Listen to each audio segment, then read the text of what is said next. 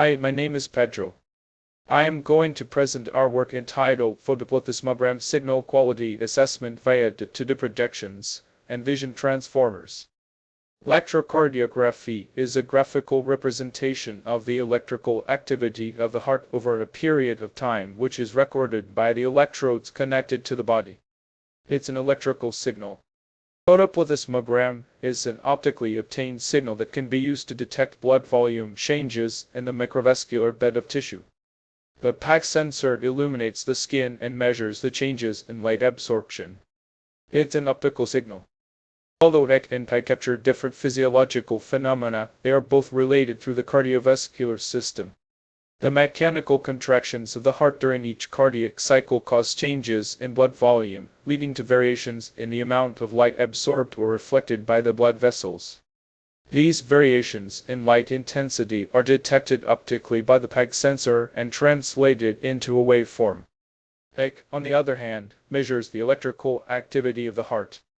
Electrodes placed on the skin detect these electrical impulses and produce a graphical representation of the heart's electrical activity over time. The relationship between EC and PAG signals is particularly noticeable during the systolic phase of the cardiac cycle when the heart contracts. EC represents ventricular depolarization and subsequent contraction, while the corresponding PAG waveform shows an increase in blood volume and arterial pulsation. This image illustrates the correspondence between PAG and EC waveforms. Both signals can provide information about cardiovascular function. For instance, both EC and PAG signals can provide AB inter-beat interval measurements by detecting specific points or peaks in EC and systolic peaks in PAG and calculating the time intervals between consecutive occurrences representing the time duration between heartbeats. Considering the benefits, we can state that it provides precise measurement of electrical activity of the heart. It provides highly accurate for detecting arrhythmias and conduction abnormalities. EC is widely used in clinical settings. EC is non-invasive and easy to use. EC reflects peripheral perfusion and blood volume changes. EC can be easily measured using wearable devices. Considering the drawbacks of these techniques, we can state that EC requires electrodes and direct contact with the skin. EC is sensitive to noise and artifacts. EC has limited mobility due to the use of wires. EC has less precise than EC for diagnosing specific cardiac conditions.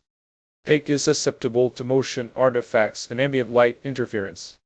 EC may not capture certain arrhythmias or conduction abnormalities. Due to their advantages, PAG devices are more commonly used in wearable devices compared to EC. Non-invasiveness: PAG devices are non-invasive, meaning they do not require direct contact with the skin. They can be placed on the wrist, finger, or other peripheral areas, making them more convenient and comfortable to wear for extended periods. On the other hand, EC requires the attachment of electrodes to specific locations on the body, which can be more cumbersome and may limit the mobility of the wearer. Size and form factor: PAG sensors are generally smaller and more compact compared to EC electrodes and recording equipment. This makes it easier to incorporate PAG sensors into wearable devices, such as smartwatches, fitness trackers, and other wearable accessories. The compact size and form factor of PAG devices contribute to their popularity in the wearable technology market. Suitableness: although EC requires very low power to operate, making it a suitable tool for continuous monitoring, it may not always be viable for smartwatches due to the need for constant contact with the device. This requirement of holding onto the watch can hinder the continuous monitoring of heart in the context of smartwatches. Simplicity: PAG sensors use simpler hardware implementation and have lower costs, and for operation, only a single sensor is required to be placed on the body. This is in contrast with traditional EC recordings. A traditional EC-based system requires at least 3 bioelectrodes placed on different body locations such as the right arm, left arm, and right leg to be able to operate effectively. Light emission: the device emits light, usually in the visible spectrum, using light-emitting diodes LEDs. These LEDs are positioned in close proximity to the skin, typically on the underside of the wearable device. Tissue penetration. The emitted light penetrates the skin and reaches the underlying blood vessels. The skin and other tissues will absorb and scatter some of the light, but a portion of it will reach the blood vessels. Light absorption. When the light encounters blood vessels, it interacts with the blood cells, particularly hemoglobin, which absorbs light at specific wavelengths. The amount of light absorbed by the blood is directly related to the blood volume and the concentration of oxygenated and deoxygenated hemoglobin. Light detection. The PEG device includes a photodetector, which is usually a photodiode. A photodetector measures the intensity of the light that is transmitted or reflected back from the blood vessels. Signal processing. The detected light intensity is converted into an electrical signal by the photodetector. This analog signal is then amplified, filtered, and digitized by the device's electronics for further processing. Data analysis. The digitized signal is processed using algorithms to extract relevant information, such as heart rate variability, and other physiological parameters. These algorithms typically analyze the variations in light intensity over time to identify the periodic changes corresponding to the heartbeats. Output and display. The analyzed data can be displayed on the wearable device itself or transmitted wirelessly to a connected device, such as a smartphone or computer. This allows users to monitor their heart rate and other relevant information in real time. Despite the appropriateness of PEG to design wearable devices for cardiac monitoring, PEG sensors have an inherent hindrance. Since PEG sensors rely on the transmission or reflection of light through the skin, factors such as ambient light conditions, poor sensor positioning, and motion artifacts caused by body movement can affect the accuracy and reliability of PEG measurements. In other words, the biggest disadvantage of PEG is its susceptibility to noise, particularly caused by motion artifacts that conceal or even distort information within the signal, leading to incorrect health status prediction, misdiagnosis, and other monitoring problems, which is unacceptable for health applications. Therefore, PEG quality assessment methods are crucial to prevent misinterpretation by distinguishing reliable and unreliable biosignals. In this context, the figure below illustrates how a PEG signal is disturbed due to one of the external noises mentioned in the previous slides. The signal slices highlighted in red indicate bad segments of PEG signal that should not be used for health purposes. The green segments, on the other hand, express good or reliable signals that are good enough to be used in health applications. In the context of this work, we propose a signal quality assessment method to automatically classify whether a signal is good or bad. This classification task is fundamental to filter reliable or unreliable signal samples to enable trustworthy health applications. The above figure illustrates the full pipeline of the proposed method, which is divided into the D-to-D projection and a learning-based binary quality index estimation. A PEG is a D-signal I, a temporal series. Inspired by the successes of deep learning in computer vision, Wang Oates proposed a framework to encode time series data as images, namely Markov transition fields. This approach enables to take the advantages of techniques from computer vision to learn features and identify structure in time series.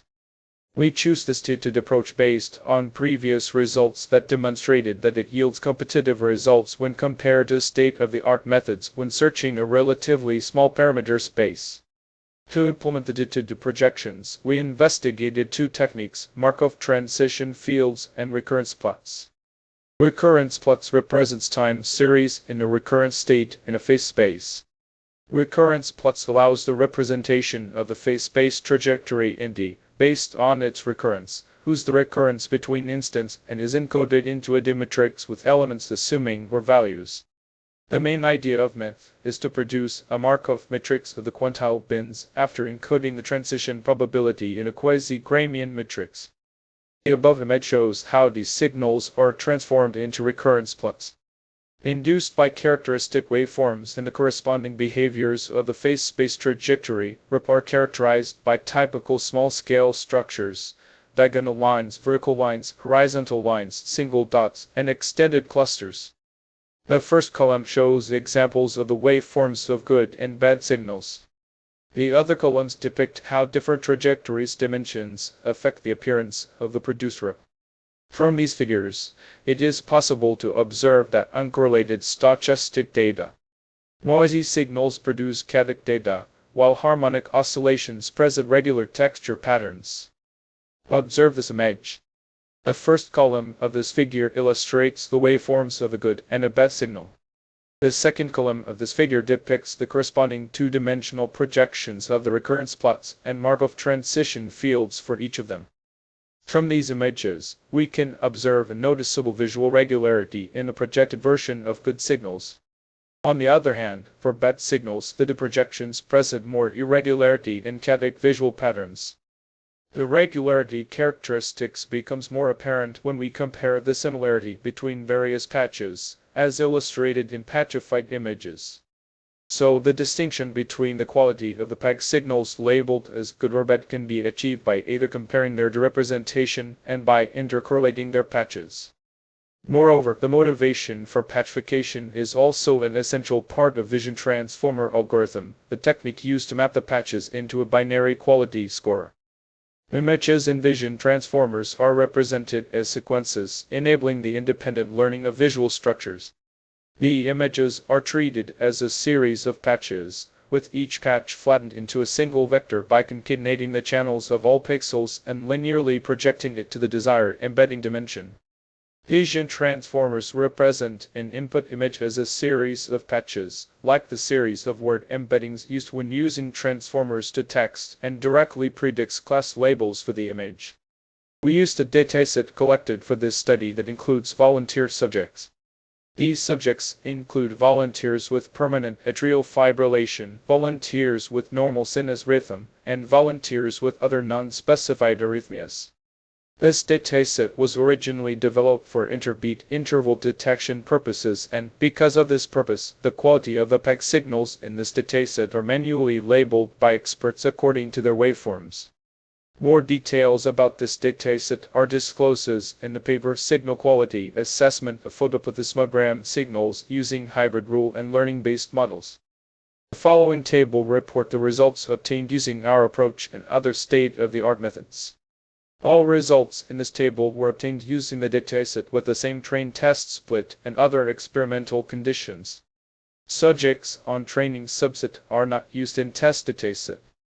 Based on these results, it is noticeable the advantage of the proposed approach. We proposed a novel signal quality assessment method based on the 2D approach, mixing visual transformers for classifying the inputs into reliable or unreliable signals. Promising results with strong performance when compared to other metrics on the same experimental conditions. For instance, same dataset. Future works include additional experiments with simpler classification algorithms to investigate the suitability of the proposed method for real-world embedded smartwatches. This was my presentation. Thank you very much.